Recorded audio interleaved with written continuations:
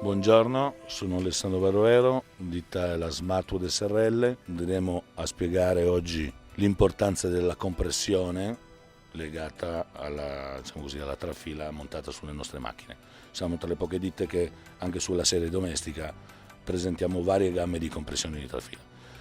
La compressione è il tempo di permanenza del materiale all'interno della trafila stessa, è molto importante perché è legata alla tipologia del materiale che dovremo andare a utilizzare. Quindi, in linea generale, per legni duri compressioni più basse, per legni morbidi compressioni più alte. Allora, intanto questa è una trafila in acciaio inox AISI 420, completamente prodotta da noi.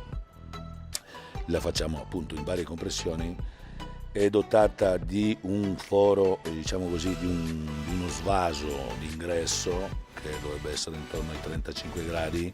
Non so se nel dettaglio si riesce a vedere questo invito dove il materiale in buona sostanza viene incanalato all'interno. Dopodiché prosegue per una parte cilindrica di 6 mm che, diciamo, il pellet più commerciale è da 6, si potrebbe fare anche con diametri differenti, no?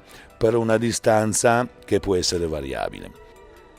Questo perché per legni duri, e intendo come legni duri faggi, castagni, quercia, rovere, hanno bisogno di una compressione molto più bassa perché devono permanere all'interno della trafila per meno tempo, essendo più duri devono essere espulsi e termoformati più velocemente.